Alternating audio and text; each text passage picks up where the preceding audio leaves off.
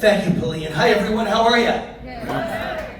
So Trump is probably the luckiest guy in the world, but I might be the second luckiest because my life has been amazing since I met Donald Trump. I was a sports handicapper. I don't know how many of you know that. I was in the sports gambling business, just like Trump was once in the casino business.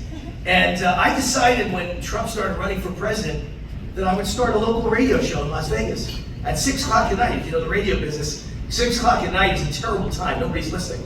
They only listen in their car on the way to or from work, and at 6 o'clock they all are home. So I started the show for an hour at 1 o'clock, at 6 o'clock, and Trump agrees to be my guest. And the show explodes. And next thing I know, I've got 3 hours, and I've got 3 hours in afternoon drive time, 3 to 6, when it matters. Then my show gets syndicated around the United States. Now I have 3 TV shows and a national radio show. Trump's been my guest 16 times on radio and TV. I don't believe anyone has ever had any president. I don't think Jimmy Carter, Barack Obama, George Bush has ever been a guest 16 times with anyone. And as his career explodes, my career explodes. It's been an amazing thing. And I don't know how many of you are interested in crypto, as an example. Crypto coins, Bitcoin, we have a few, not a lot though, right? I mean, Donald Trump is a man who gets things before others get it. I don't know if you realize how lucky we are to have the most incredible financial genius maybe ever in the history of this world as our president. Do you know what happened in the last 48 hours? Because almost nobody does. The world has been asleep because liberals don't care, right? But conservatives are busy at the inauguration. So none of you have paid attention. And the weekend, the stock market's closed, so people aren't getting financial news. So Friday night at midnight, there was a crypto ball here in Washington.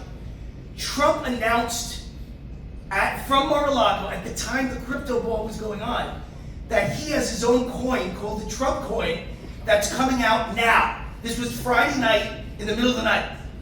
And in the off hours from trading around the world, Donald Trump has made $70 billion. $70 billion. There was just an article. It's 87% of his lifetime net worth is now in this coin. He's never made money like this in his entire life, even though he's been the most amazing moneymaker in the world. But to make $70 billion in hours, that's how incredible and how impressive our president is, our new 45th and 47th president of the United States. Just amazing. And if you know Elon Musk, you think Elon's brilliant. Elon has a crypto coin called Doge. You know that, right? That's why we named that department, D-O-G-E. His Doge coin has been around for, I think 3 years now, something like that. And Elon's Dogecoin was worth, I think, $50 billion. Trump passed him in an hour. And Trump and his family own 80% of this $90 billion coin. This all just happened in the past 48 hours. It's amazing.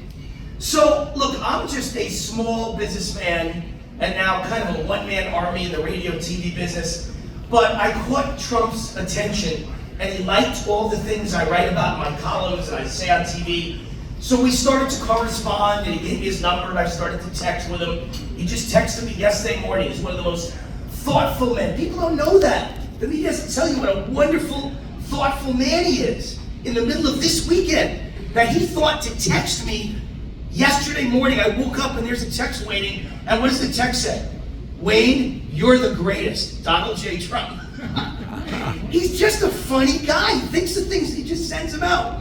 But I came up with a couple ideas, and I'll bet you guys don't know that they're my ideas, and I gave them to Trump, and he adopted them right away. And they're gonna change our country. I wrote a column, and I sent it to President Trump, and then I texted it to him, and I said, you gotta read this. This is something you really need to do for America. And the next day, he announced it to the country. I'm gonna eliminate taxes on Social Security. It's my idea. I just said it, and he did it.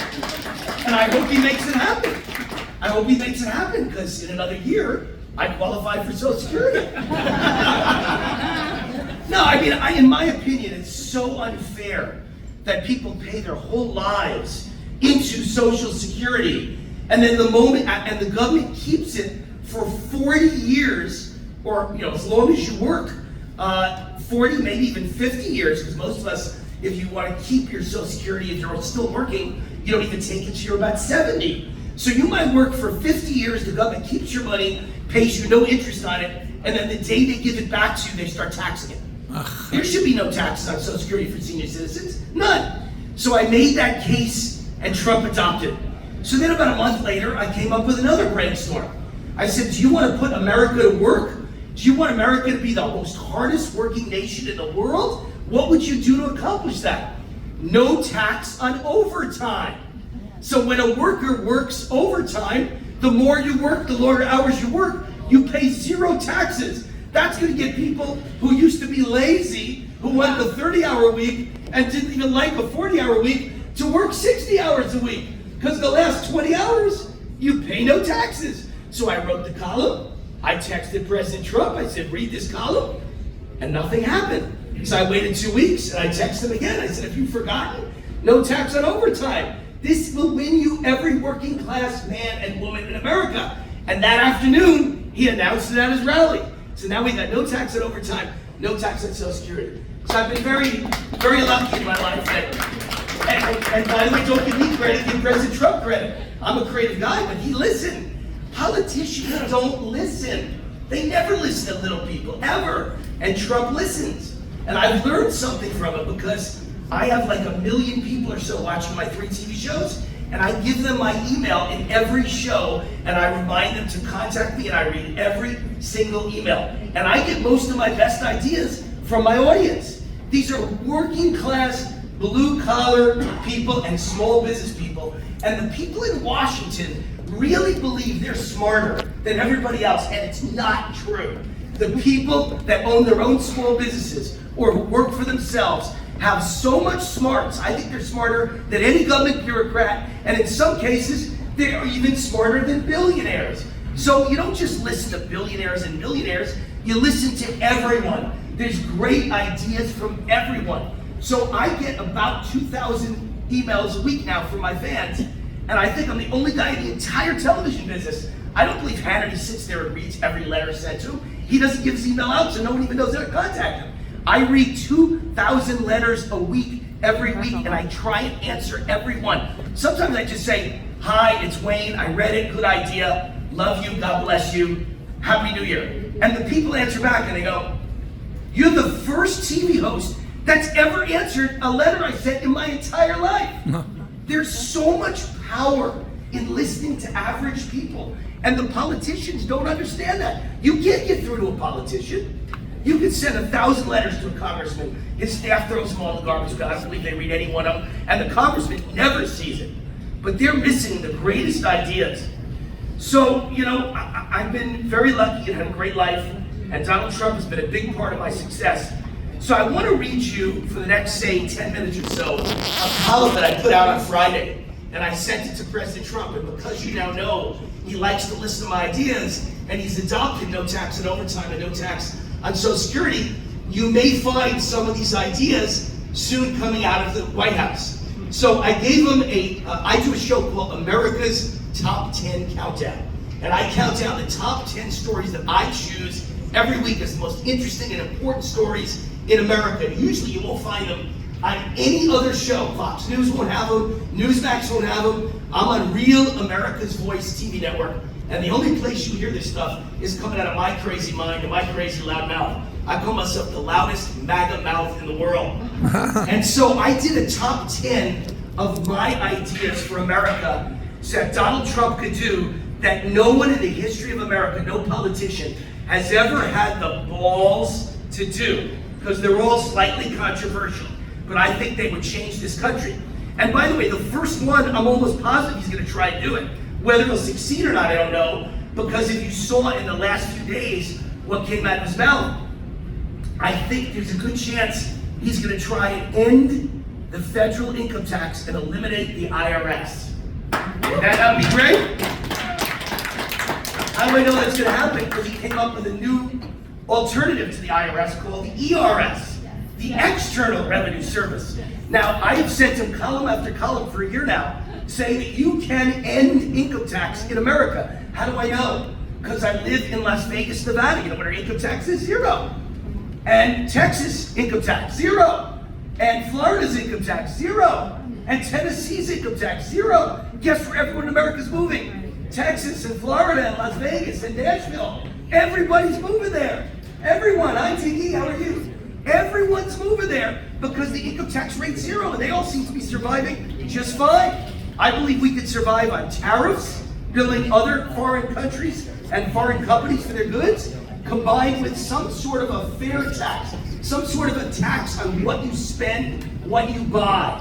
And then the government would never know what you make ever again. You can never be audited again. The IRS would never bother you or harass you ever again. Wouldn't that be wonderful? Yes? You understand that in 2008, Obama was elected president, and Obama happens to be, by pure chance, I've been in a lot of great places at certain times in my life, I don't know why, but Obama was my college classmate at Columbia University. And because I was on Fox News day and night attacking him when he ran for president and calling him a communist, which he is, because of that, he hated my guts. So he sicked the IRS on me and tried to destroy my life. And for 4 years, I suffered the most vicious IRS attacks you have ever seen. I hired the biggest tax lawyer in America, and he said, no one, I've never seen one client in 30 years attacked the way you are. You are absolutely on the president's enemies list. So if there was no IRS, then the government couldn't use the IRS to destroy their political opponents. So we got to get rid of the IRS, and we got to get rid of income tax. So that's number one. So if he's inventing an ERS, I'm telling you, he's going to replace the IRS. That's his plan, and I've given it to him for a year now. So I hope he listens. Here's another one. Our elections are being stolen. Let's see a show of hands. How many of you believe? Don't be shy. I don't mind if you disagree with me. How many of you believe Trump won in 2020 and they rigged and stole the election? Right, exactly. I know that happened, believe me. And I'm very mad at all these people that go out on TV that are conservative guests and influencers and stars and TV hosts. Not one of them knows how to answer the question. Answer the question, was the election stolen? And they all make believe they're so intellectuals. They go, no, Biden won. No, you know what the right answer is? Yes, it was stolen because Mark Zuckerberg admitted the government made him censor conservatives and censor and silence conservatives and censor good news about Trump. So he even admits that he helped rig and steal the election and, of course, censor the Hunter Biden laptop. So, of course, the election was stolen. Why no one knows how to answer it that way, I have no idea. But forget about the COVID and the ballots, mail-in ballots because of COVID, and no voter ID with those ballots, and the ballot drop boxes that Dinesh D'Souza proved were absolutely fraud. Forget all that. The election was stolen because Mark Zuckerberg just told you the government leaned on him to lie about everything and censor everything that would ever help Donald Trump. Of course the election was stolen. So the answer is that solves all that. Simple. Well, first of all, like crypto, we should track every single ballot, right? We could track every ballot the way Federal Express tracks every package, or UPS tracks every package. FedEx has never lost one of my packages in their lives, but we have no idea what happens to ballots. Does that make any sense? But separate from that, voter ID solves 90% of our problems. So all Trump has to do, and I told him this, is announce that we're going to copy Mexico. Democrats claim voter ID is racist. How is it racist when Mexico doesn't mind saying to vote, you must show government-issued photo ID plus thumbprint, and if you don't have it, you can't vote, right? It's that simple. There is no racism. If Mexico does it, why isn't it good enough for us? If it's not racism there, why is it racism for us? And number two, guess what else Mexico does? You can only vote in Spanish. It's their national language. Our national language is English. You should only be allowed to vote in English. It's also copying Mexico, so it can't be racist. So that's a second idea of mine. Hopefully you'll see these things pop up. Number two, and I know that he wants the world's biggest mass deportation, and polls show as of today, almost everyone's gung-ho and wants it. The whole country wants it. But I have a simpler idea. Just make everyone self-deport. You don't need to spend all this money to deport them. How do you do that? You end welfare for illegal aliens. You can't get welfare anymore. They're not going to come here anymore. They're not going to stay here anymore if you end welfare for illegals. and then they self-deport.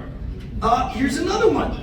I don't hear President Trump mentioning it enough. E-Verify is already the law of the land, but it's never been enforced.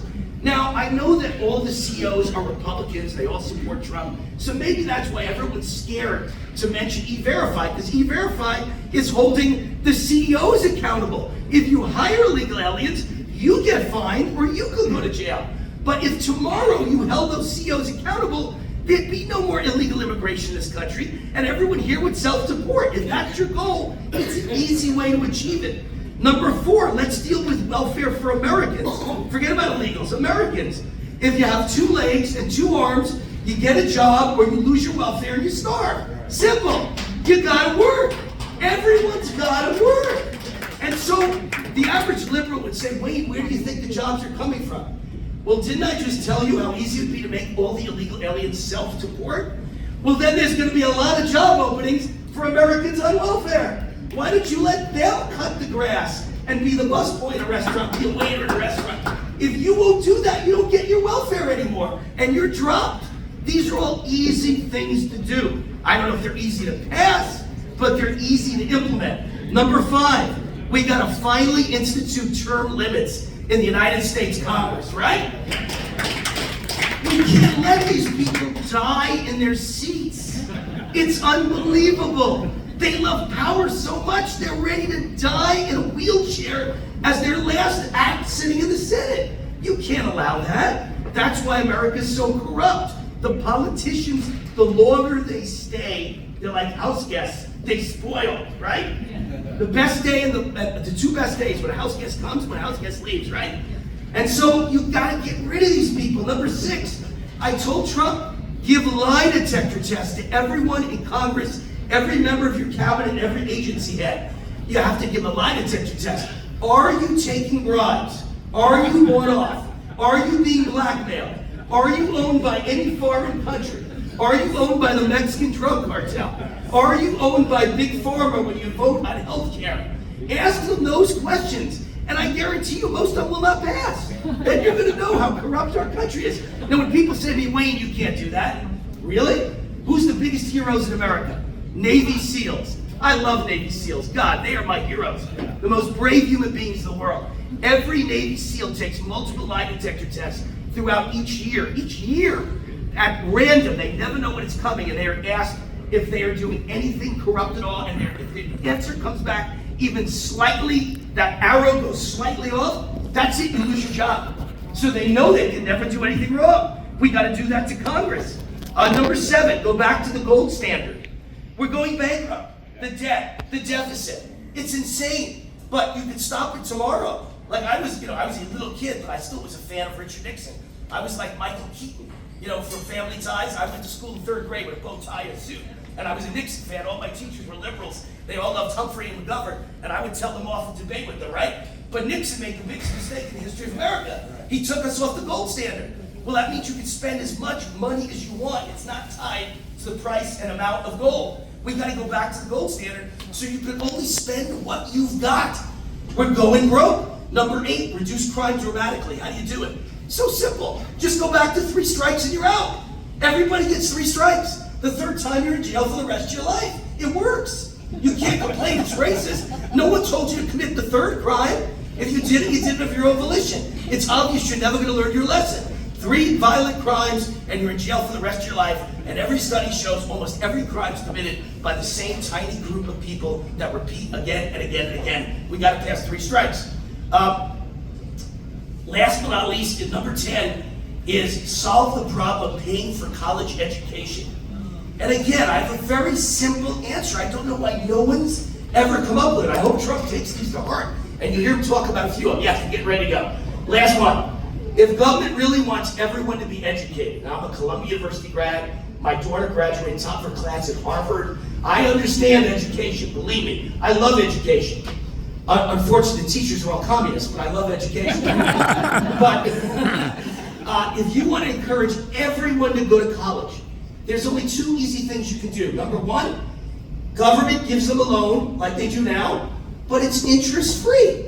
Never tell them you don't owe it back anymore, because that's an insult to everyone who's paid it back. You never let someone get out of a contract. That's not America. That's not the rule of law. You simply tell them we're giving you the $100,000 to go to whatever school you want to go to, and you pay it all back, just like the law says. You sign a contract with no interest, principal only.